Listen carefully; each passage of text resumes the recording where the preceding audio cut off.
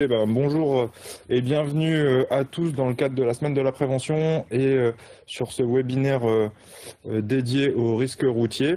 Le webinaire est dédié donc aux opérateurs. On va se retrouver pour 40 minutes afin d'échanger sur ce risque majeur dans vos entreprises et quotidien pour vous. Je me présente très rapidement, je suis Vincent Langowski, je suis conseiller en prévention au sein de l'OPP-BTP.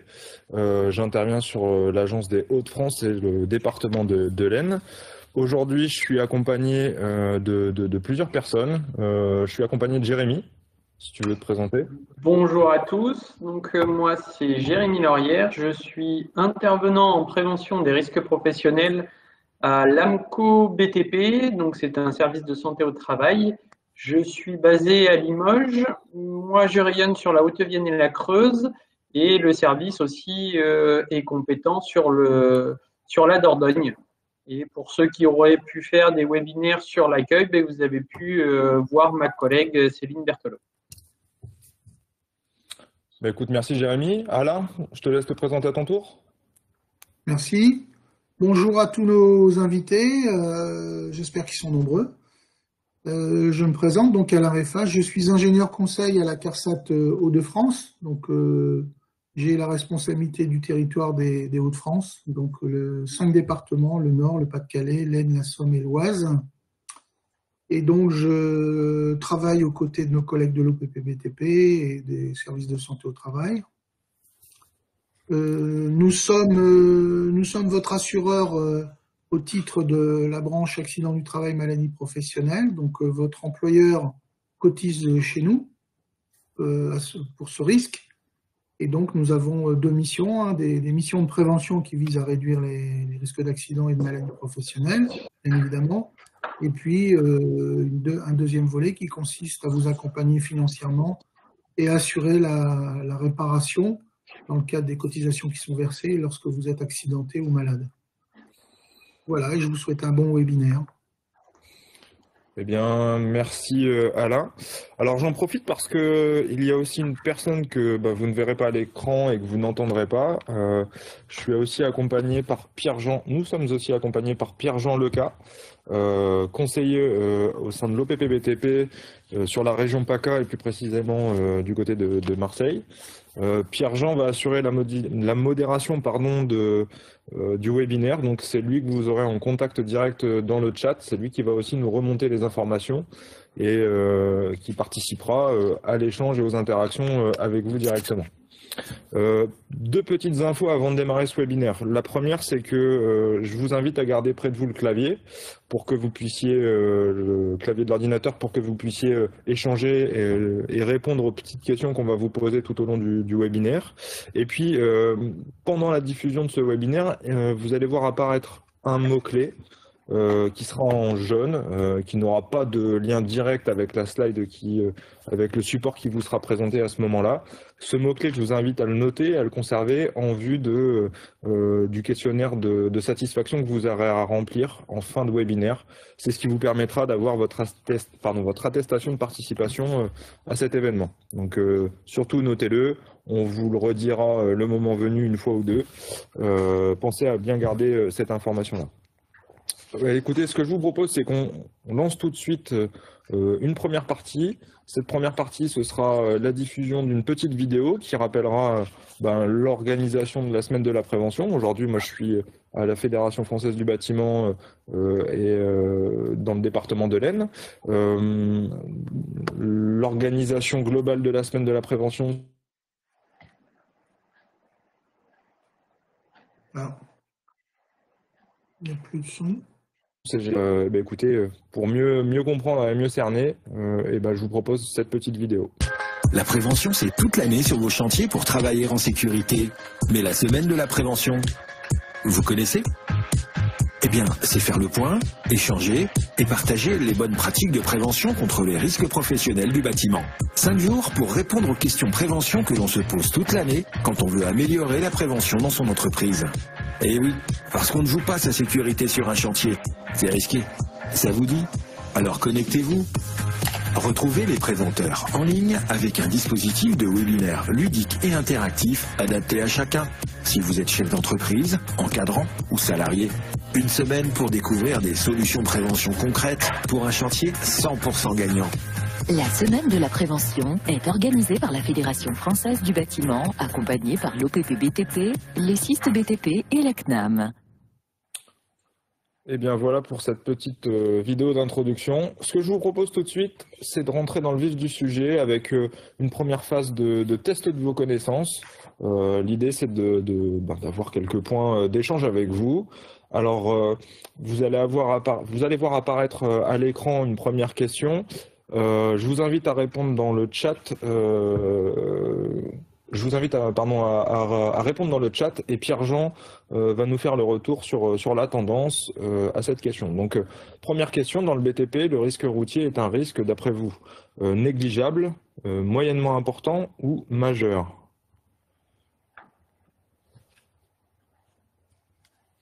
Risque routier négligeable, moyennement important ou majeur?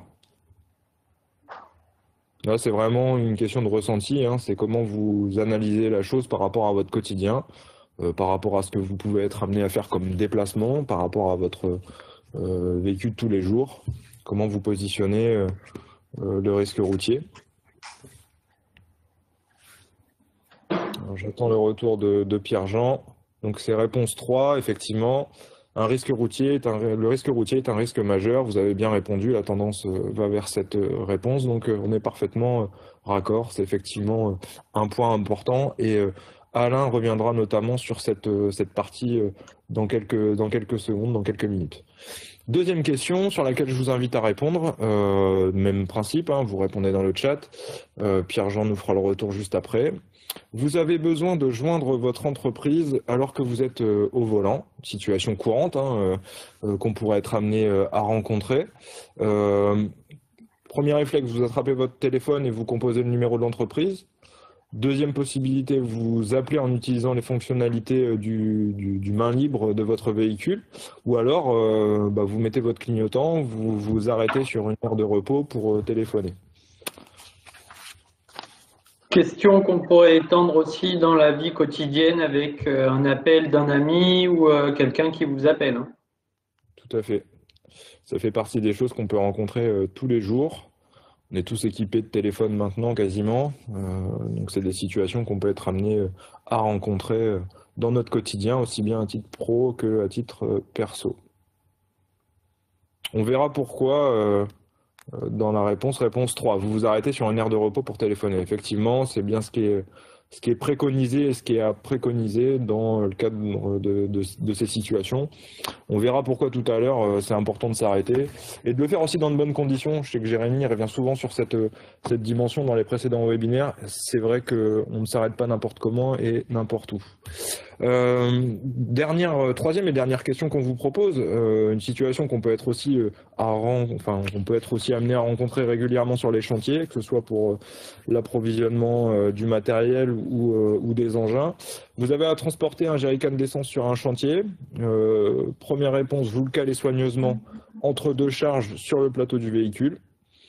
Deuxième possibilité, vous l'arrimez soigneusement au véhicule pour qu'il ne bouge pas et ne se renverse pas.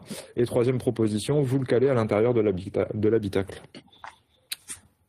Alors, je vous invite à répondre dans le chat une nouvelle fois, en attendant votre réponse. Alors, la photo qui est à l'écran, c'est une illustration, hein. Bien sûr, on vous déconseillera de transporter tout ce volume. On parle bien d'un jerrycan d'essence et pas une quantité importante. Et donc réponse 2, vous l'arrimez soigneusement au véhicule pour qu'il ne bouge pas et ne se renverse pas. Et c'est effectivement la bonne réponse. Donc voilà pour ce petit topo d'introduction. Donc on s'aligne dans les réponses et dans la présentation, c'est très bien. Ce qu'on vous propose, c'est de rentrer un peu plus précisément dans le contenu. Et pour cela, je vais laisser la parole sur les points principaux, ce qu'il faut savoir, ce qu'il faudra retenir de nos échanges. Et c'est Alain qui va prendre la parole sur cette partie. Alain, à toi. Merci. Alors, donc vous avez à l'écran un petit diapo qui vous dit que le BTP est un secteur d'activité dans lequel le transport de matériel, de matériaux comme le déplacement des personnels sont nombreux. Le risque routier y est donc prépondérant. Donc il faut que vous sachiez que ce risque routier représente aujourd'hui la première cause d'accident mortel au travail. Donc les salariés qui sont mortellement blessés utilisent très souvent leur véhicule, donc sachez-le. Donc quand vous prenez le véhicule de l'entreprise et que vous vous rendez sur votre lieu de travail, soyez extrêmement prudent parce que c'est la première cause d'accident mortel. Et ce risque reste malheureusement sous-estimé par les professionnels du BTP. On voit encore beaucoup trop de véhicules qui sont vétustes. On utilise le téléphone au volant, on vient d'en parler. Il y a des gens qui partent sur leur lieu de travail, qui ont des longues distances à parcourir, qui sont fatigués, qui partent avec des camionnettes qui sont mal chargées, mal arrimées. Donc les causes de ces accidents sont nombreuses. Et donc ce risque est vraiment très important. Quand vous montez dans votre voiture, pensez bien que vous n'êtes pas protégé, mais que vous vous exposez à un risque important. On peut poursuivre, Alain? Ouais. Oui, bien sûr. Peut-être deuxième point sur lequel il faut revenir. Voilà, donc concernant ce risque routier, donc il y a des mesures qui peuvent être mises en place par l'entreprise pour prévenir le risque routier, et vous devez bien les connaître et bien sûr les mettre en œuvre. Alors il y a déjà l'outil de travail, la camionnette, le VUL, la voiture, le camion, tout ça, ça constitue vos outils de travail. Et la première des choses, c'est que cet outil de travail, il doit être en parfait état. Parce que s'il est mal entretenu, d'entrée, vous risquez d'avoir des difficultés. Et puis derrière, il y a un certain nombre d'entreprises aujourd'hui qui mettent en place des plans d'organisation sur la façon d'utiliser les outils de travail que sont les véhicules, comment on doit s'organiser, comment on doit aller de l'entreprise sur les chantiers, comment on vérifie son véhicule, etc. Donc toutes ces consignes et toutes ces mesures de prévention doivent être mises en œuvre. Et vous êtes aussi vous-même acteur de votre sécurité. C'est-à-dire que quand vous avez un véhicule qui est en mauvais état, une camionnette qui est en mauvais état, il faut le signaler immédiatement à votre chef d'entreprise en disant que vous ne prenez pas la route avec un outil de travail qui devient dangereux. Ça fait partie des choses qu'on a eu l'occasion d'aborder dans les précédents webinaires. Il y avait pas mal de remontées de terrain sur la mise en place justement de dispositifs permettant le retour sur des petits outils qui permettent de signaler quand j'ai un dysfonctionnement ou quand je rencontre un problème avec mon véhicule. Mais ça faisait aussi partie des retours où on en disait finalement il n'y a peut-être pas assez d'échanges sur les problèmes qu'on rencontre, quoi. On n'a pas assez de remontées de terrain, on ne sait pas vraiment ce qui se passe avec les véhicules utilitaires. Des fois ça revient, c'est cassé, c'est pas signalé, ou il y a un dysfonctionnement, et puis quand on le reprend la fois d'après, ça permet pas de partir. C'est vraiment dans ce que tu disais, Alain, je pense le point vraiment important de cette slide, c'est tous acteurs et tous concernés par le risque routier, quoi. Absolument. Et puis du coup, pour faire la transition, mais opération de chargement encore plus acteur, parce que là, pour le coup, tout le monde va se déplacer et tout le monde a manutentionner et charger, décharger pour aller sur le chantier. Bien sûr, donc alors je ne suis pas un spécialiste du chargement, du déchargement ou de l'arrimage, mais là aussi, quand vous prenez votre véhicule, on voit à l'écran ce qu'il faut bien sûr ne pas faire, évidemment. Donc, il y a des règles à respecter. Il y a aujourd'hui des guides qui existent, il y a des notes techniques qui existent. Il y a également, lorsque vous prenez le véhicule, des indications qui sont fournies par le constructeur, avec le poids vide, le poids total en charge à ne pas dépasser, pardon. Donc, toutes ces préconisations, toutes ces recommandations, il faut que vous les connaissiez, il faut que vous en preniez connaissance. Et donc, il faut en discuter également avec votre chef d'entreprise quand vous partez et quand vous devez aller sur vos chantiers avec du matériel ou des matériaux. On ne transporte pas du matériel ou des matériaux de n'importe quelle façon. Et le volume et la quantité sont liés aussi à la capacité de l'outil de travail qu'on met à disposition. Eh bien, écoute, merci Alain pour ces précisions. Donc on va revenir sur ces différents points au cours de notre intervention, notre présentation. Ce que je vous propose, c'est de transiter sur une partie aussi Covid, qui est également d'actualité. Et ça, je vais laisser la parole à Jérémy pour revenir sur ce point-là. Merci Vincent. Donc le risque Covid, même si on est sur un webinaire risque routier, le risque Covid est présent partout et à tout moment. Donc bien appliquer les gestes barrières, et là aussi tout le monde est concerné. On viendra plus en détail sur les mesures de prévention tout à l'heure, mais là c'est vraiment tout le monde est concerné, et même lors des déplacements en voiture. Donc on y reviendra plus longuement tout à l'heure. Écoute, merci Jérémy. On va poursuivre tout de suite. Ce que je vous propose, c'est de partir sur comment je peux me protéger de ce risque, comment je peux assurer ma sécurité quand je me déplace sur mes chantiers. Et pour cela, je vais vous proposer deux choses. D'une part, c'est de réagir dès maintenant dans le fil du chat pour nous faire part des mesures que vous pouvez mettre en œuvre, des actions que vous réalisez, nous dire pourquoi vous vous sentez concernés ou moins concernés les uns les autres par ce risque. Ça, c'est tout à fait intéressant. On a envie d'avoir un peu d'échange avec vous là-dessus, donc je vous invite à répondre dans le chat. Nous, ce qu'on vous dira, c'est que s'il y a bien une activité qui est concernée par le risque routier, c'est bien l'activité du bâtiment et des travaux publics, dans la mesure où, à la différence d'une entreprise industrielle ou de service, tout est situé et le chantier se déplace chaque jour, donc ce qui nécessite le déplacement des équipes, ce qui va nécessiter le déplacement de matériel, de matériaux. Tout ça, ça entraîne du temps sur la route. C'est pour ça, tout à l'heure, qu'Alain a insisté sur cette notion de risque majeur pour le secteur, avec une accidentologie très forte, et un risque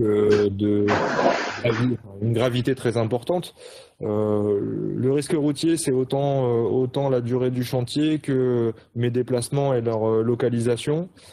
Et puis c'est aussi tout ce qui va concerner la fatigue, parce que quand j'ai fait ma journée de travail et que je repars avec mes collègues dans le fourgon, parfois quand on est loin, ça prend du temps.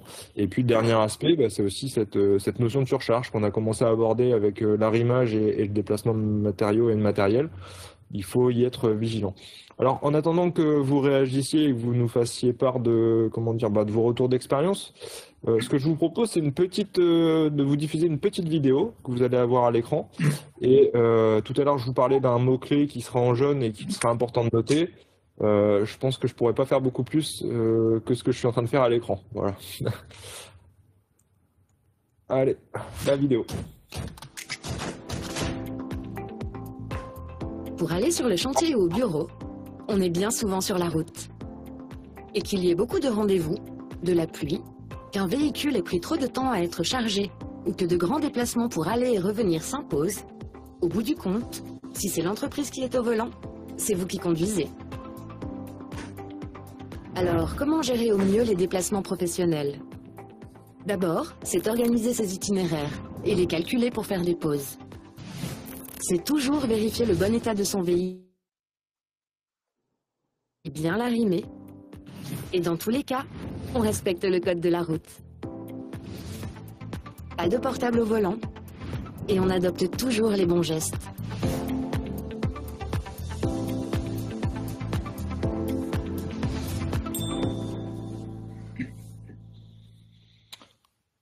Voilà pour cette petite vidéo qui vous donnera quelques possibilités. Alors je vois que dans le chat, vous aviez commencé déjà à réagir.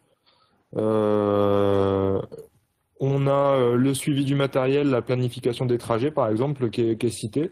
Effectivement, c'est des bonnes pratiques qu'on peut être amené à voir dans les entreprises. Et ce qui est important, c'est ce que disait tout à l'heure Alain, c'est que dans la planification du trajet et de l'arrivée sur chantier, il y a besoin de discuter et de se caler. Et puis, sur le suivi du matériel, on est tous concernés. Voilà. Donc, c'est effectivement un point non négligeable et une bonne pratique. Alain, je te passe la parole pour refaire un peu le point sur accident de trajet, accident de mission. C'est pas toujours très clair pour nos participants.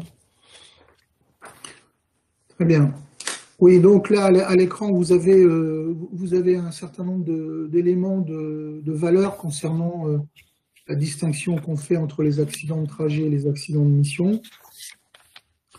Alors, ce qu'il faut savoir, c'est que ce sont des statistiques qui remontent un peu quelques temps. En 2018, les accidents de trajet dans le secteur du BTP ont représenté à peu près 5% de l'ensemble des accidents de trajet qui sont pris en charge donc, par l'assureur que nous sommes. Donc il y a près de 5% de ces accidents qui conduisent à une incapacité permanente. Ça veut dire que vous restez avec des séquelles qui sont plus ou moins importantes jusqu'à la fin de vos jours, quoi. Donc c'est quand même assez grave. Il y a donc, je vous ai dit, c'est la première cause d'accident mortel au travail. Et donc, ça représente 8% de l'ensemble des décès liés au travail. Environ, il y a à peu près, pour vous donner un ordre de grandeur, quand les gens sont accidentés, donc ça crée forcément des perturbations dans l'entreprise. Et il y a à peu près 400 000 journées de travail par an qui sont perdues et qui sont liées aux accidents risques routiers. En 2019, vous voyez, le BTP a déploré à peu près 5200 accidents de trajet au niveau national et plus de 4500 accidents de trajet ont donné lieu à des arrêts de travail à minima de 4 jours. Il y a eu environ 40 décès cette année-là. Vous voyez, c'est quelque chose de... Ces chiffres sont effrayants, c'est très important, et il faut que vous les ayez quand même en tête. Alors, on distingue l'AT trajet de l'AT mission de la façon suivante. L'AT trajet représente l'accident que vous pouvez avoir entre votre résidence principale et votre lieu de travail. Alors, votre lieu de travail est le lieu où vous prenez habituellement vos repas. Ça peut être le restaurant d'entreprise, ça peut être une cantine. Donc ce sont des paramètres qui sont liés à l'accident du trajet. Et l'accident de mission, en fait, c'est tout le reste. Ce sont tous les accidents qui sont survenus par le fait ou à l'occasion du travail. Donc dès que vous utilisez votre véhicule dans le cadre du lien de subordination que vous avez avec votre employeur, pour le travail, c'est considéré comme un accident de mission. Ok, merci Alain. Je propose qu'on poursuive. Est-ce que tu nous entends, Alain? J'ai l'impression que ça a coupé. Oui. Oui. Vous m'entendez? Oui, c'est bon. Oui. C'est bon. Je me suis permis Alors là, vous avez à l'écran.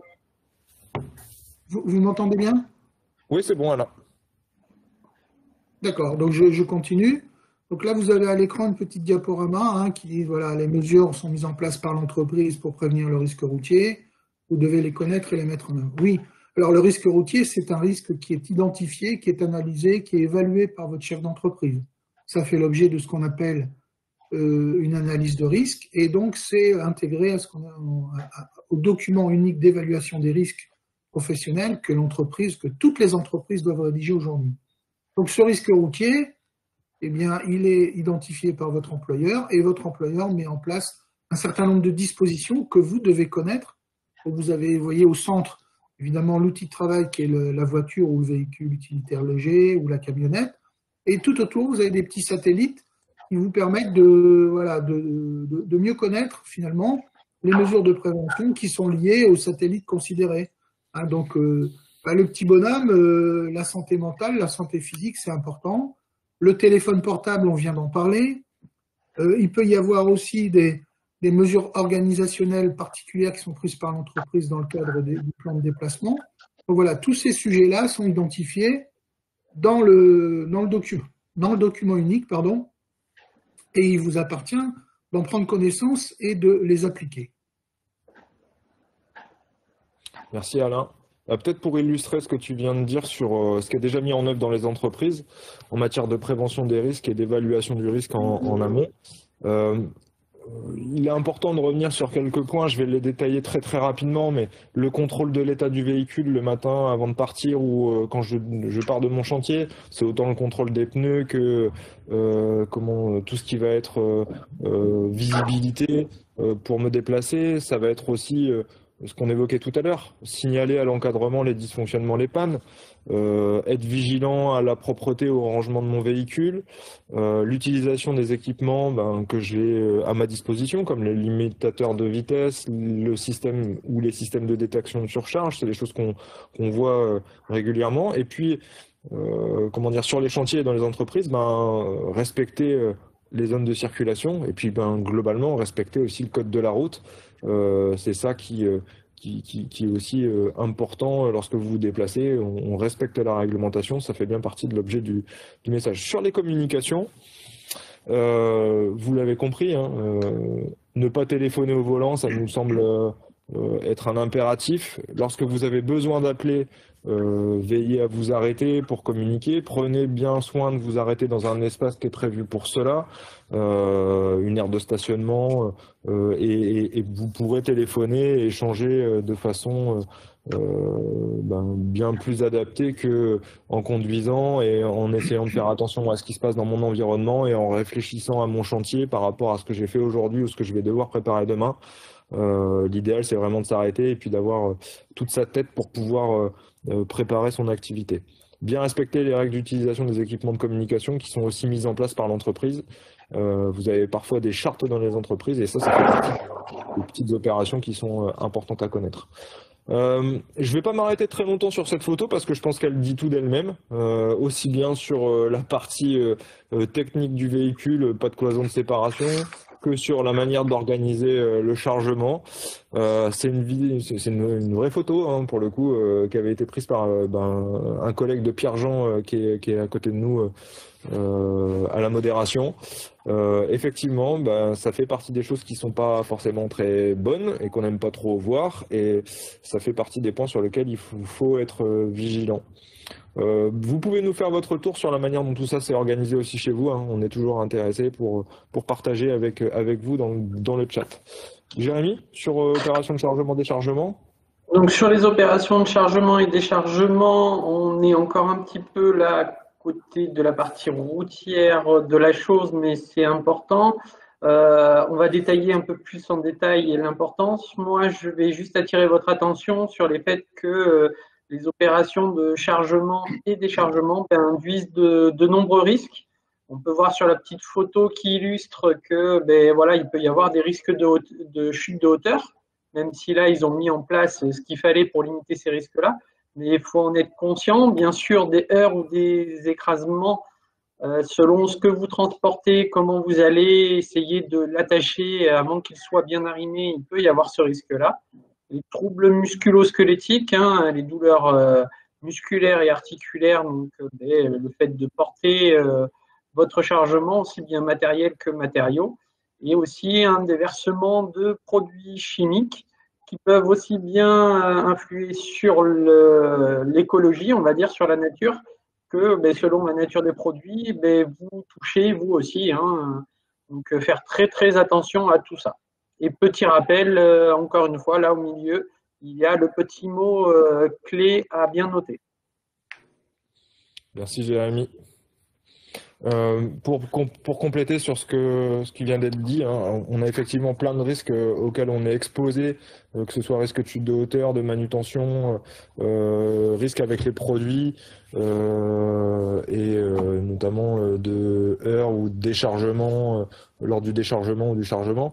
Moi, je vous invite à être hyper vigilant sur les conditions mises en place pour vous déplacer, et notamment sur la manière dont je vais procéder à mon arrimage et à la manière dont je vais charger mes colis, la manière dont je vais charger dans mon fourgon et sur mon camion tout ce que je vais être amené à acheminer sur mon chantier. Bien utiliser les moyens de manutention qui sont mis à disposition hein, dans l'entreprise. Ça vous évitera du port de charge et de vous exposer à des risques particuliers lors de ces opérations. D'être aussi vigilant sur le chargement et l'ordre de chargement. Ça vous fera gagner du temps à l'arrivée. De répartir les charges sur les essieux. Là-dessus, il y a plein d'indications qui sont données sur les engins et les véhicules, donc soyez bien vigilants. Attention aussi à la surcharge des véhicules régulièrement, c'est ce qu'on voit lors des déplacements, on voit des véhicules très chargés.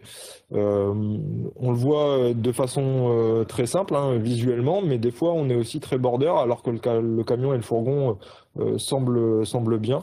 Donc soyez vigilants à ça. Et puis la dernière chose, c'est aussi signaler les objets qui dépassent du véhicule. Hein, toujours important d'avoir de quoi montrer que vous avez des objets qui dépassent. Et ça va venir aussi en complément sur ce qu'on voulait vous dire sur la manière d'arrimer et de préparer vos déplacements. Bien utiliser lors du déchargement, bah oui, bien utiliser les moyens de manutention, être vigilant lorsque vous déchargez et vous désarrimez, parce que des fois la charge elle est tellement bien compressée que elle va avoir tendance à partir au moment où vous allez retirer les sangles ou le matériel d'arrimage que vous utilisez, les filets et autres, et puis respecter les zones de stockage. Pour l'arrimage, c'est effectivement une opération sensible. Si vous êtes intéressé et si vous le souhaitez, moi je vous invite à titre professionnel, mais aussi à titre personnel, parce que ça nous arrive tous de déplacer des charges. Il y a un petit déclic prévention qui est disponible. Pierre-Jean, si tu peux le mettre dans le fil du chat, déclic prévention sur l'OPP-BTP qui est vraiment bien.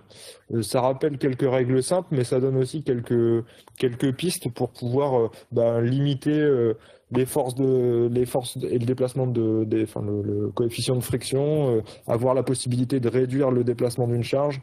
Ça donne des techniques comme le blocage qui sont hyper intéressantes, mais aussi comment bien positionner une sangle, comment je vais installer ma charge et comment je vais contrôler que mon installation elle est efficace. Tout ça, vous aurez des réponses dans ce petit module, donc je vous invite à en prendre connaissance, parce qu'un objet ou une opération d'arrimage qui n'est pas bien réalisée, ça peut entraîner, ça peut induire des risques très importants pour vous, mais aussi pour ceux qui vous entourent sur la route. La perte de contrôle du véhicule, la perte du chargement. Nous, on a un axe qui est quand même dans les Hauts-de-France bien utilisé, je pense à la 1. Quand vous utilisez la 1 et que vous partez sur l'île ou vous descendez sur Paris, il y a régulièrement des objets qui se baladent et vous avez régulièrement du matériel de chantier qui se trouve sur les voies. Donc ça, c'est vraiment problématique pour vous, mais ça peut être aussi pour celui qui vous suit et celui qui vous entoure. Et puis, dans des conditions d'utilisation normales, hein, un coup de frein, un changement de vitesse, une accélération, un changement gauche-droite, droite-gauche, ça aussi, ça peut entraîner un déplacement de la charge. Et notamment quand on va avoir quelque chose de volumineux et d'assez haut, hein, on va modifier la gravité, le point de gravité de mon ensemble sur mon véhicule, et ça peut entraîner et avoir des conséquences sur le déplacement de ma charge. Donc bien vigilant par rapport à ça. On est tous amenés à transporter, à déplacer. C'est un risque aussi, comment dire, plus qu'important. Voilà, c'est votre quotidien, donc soyez vigilants. Il y a des entreprises qui me disaient il n'y a pas très longtemps, à chaque fois que je pars, je fais 10 mètres, je m'arrête et je resserre les sangles parce que ça a déjà bougé. Et je pense que c'est vraiment des petites techniques à connaître, et elles sont partagées dans le cadre de ce déclic prévention. Jérémy, je te passe la main sur la gestion Covid, si tu veux bien. Oui. Donc, comme on vous l'a dit tout à l'heure, tous les acteurs sont impliqués. On va juste revenir sur des moyens pour vous protéger. Donc, c'est essayer au maximum d'avoir un sens de circulation sur le chantier. Bon, c'est pas vous qui le décidez, mais essayez au maximum pour vous de croiser le moins possible les collègues ou les autres entreprises. C'est bien garder vos distances le plus possible. L'utilisation de la base vie, c'est essayer au maximum de respecter les règles, le roulement qu'il peut y avoir au niveau des repas. Et surtout, si vous voyez des dysfonctionnements, n'hésitez pas à faire remonter ça à votre référent Covid que vous devez avoir dans vos entreprises. Je précise ça parce que actuellement, nous, là, sur la Haute-Vienne, on a eu une flambée de cas parce que voilà, il y avait des règles qui n'étaient pas très claires pour tout le monde. Donc, vraiment faire attention à ça. Au niveau de l'hygiène, bien sûr, dès qu'on arrive sur chantier, c'est le lavage des mains, c'est le port du masque. Lavage des mains très régulier, dès que vous allez toucher les mêmes outils, le même matériel. Avant une pause, si jamais vous êtes fumeur, pour éviter le contact main-bouche. Pour le risque routier toujours, là, il commence à faire chaud, ça va être privilégié rouler les vitres ouvertes, puisqu'on est dans un endroit clos et que voilà, l'air conditionné, c'est un recyclage d'air. Donc, il y a un risque de contamination. Bien sûr, le port du masque dès que vous êtes nombreux dans les véhicules. Et si les véhicules voilà, sont utilisés par plusieurs personnes ou si ne sont pas attitrés à une équipe, pensez bien également à la désinfection des véhicules. Puis après, vous pouvez vous référer aux différentes affiches qui doivent exister dans votre entreprise ou sur chantier, issues justement de la boîte à outils Covid de l'OPP-BTP. Écoute, merci Jérémy, c'est clair, c'est précis. J'espère que ça vous permettra d'avoir éventuellement quelques réponses à vos éventuelles questions sur cette partie Covid. Et si ce n'est pas le cas, comme pour le reste, je vous invite à poser vos questions dans le chat, on pourra les prendre. Je n'ai pas noté de points particuliers qui nous étaient remontés par Pierre-Jean. Si c'est le cas, je suis désolé si j'ai raté quelque chose, mais il ne faut pas hésiter à nous poser vos questions, on est là pour y répondre. Et si jamais, pardon, juste une petite chose, si jamais vous avez des questions qui vous reviennent après ça, vous pourrez toujours demander, vous rapprocher de votre fédé départemental ou en parler avec votre médecin du travail, avec les conseillers OPP ou avec les ingénieurs CARSAT. On est là pour répondre, même après ce webinaire. N'hésitez pas à revenir vers eux dans vos régions. Tout à fait, tu as tout à fait raison. Ce que je vous propose, parce que je vois qu'on arrive au bout du temps, on va faire un petit quiz pour terminer notre session. Ça permettra de clôturer avant qu'on vous transmette le lien de connexion et le questionnaire de satisfaction. Pour le questionnaire de satisfaction. Donc ce que je vous invite à faire, c'est à répondre, même système que tout à l'heure. Alors, il y a vous avez 3 affirmations. Quelles sont les bonnes affirmations?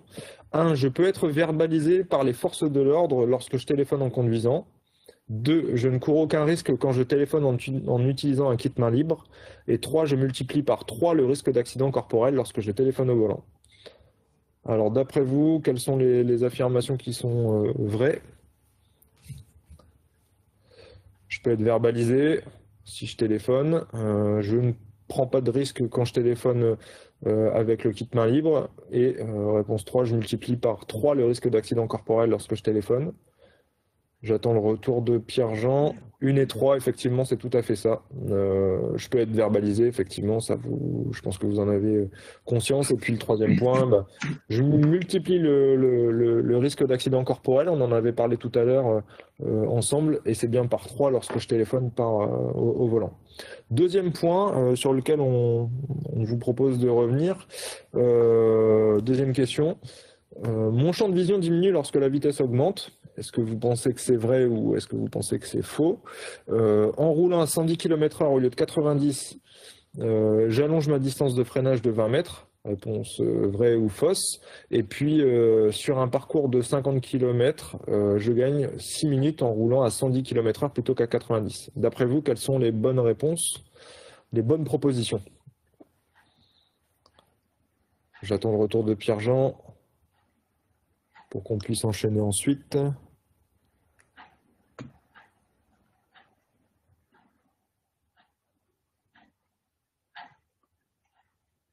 On a le tic-tac derrière, je ne sais pas chez qui c'est, mais je pense que ça doit être moi. C'est chez toi? Voilà, c'est vraiment... L'horloge franc-comtoise?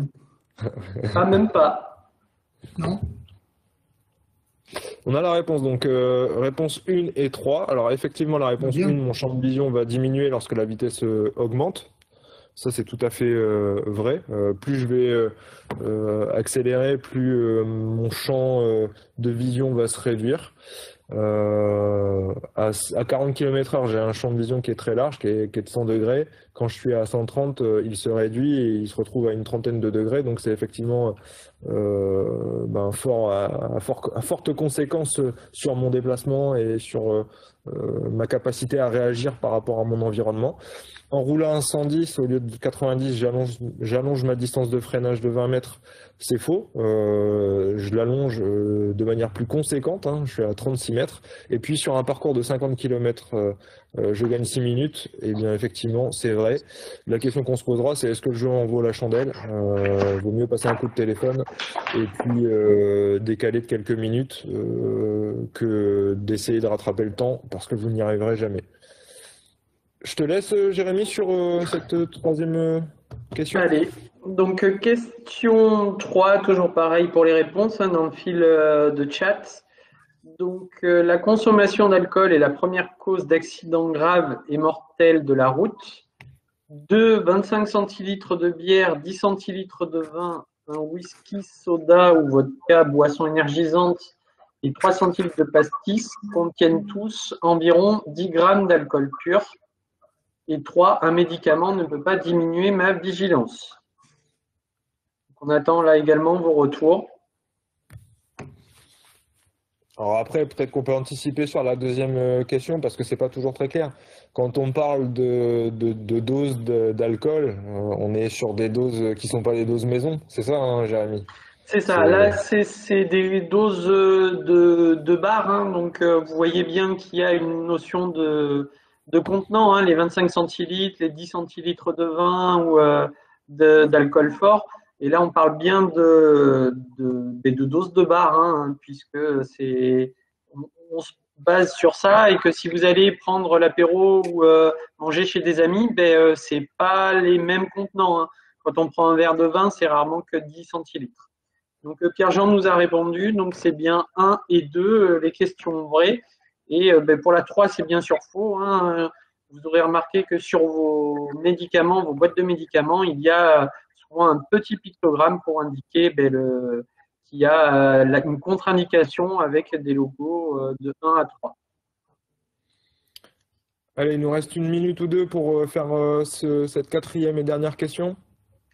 Et donc, on revient sur le Covid. Du fait de la pandémie de Covid-19, le port du masque dans les véhicules est obligatoire dans tous les cas, uniquement pour les personnes assises à moins d'1 mètre les unes des autres, pour le chauffeur uniquement, pour toutes les personnes présentes à bord si le chauffeur n'est pas l'unique passager.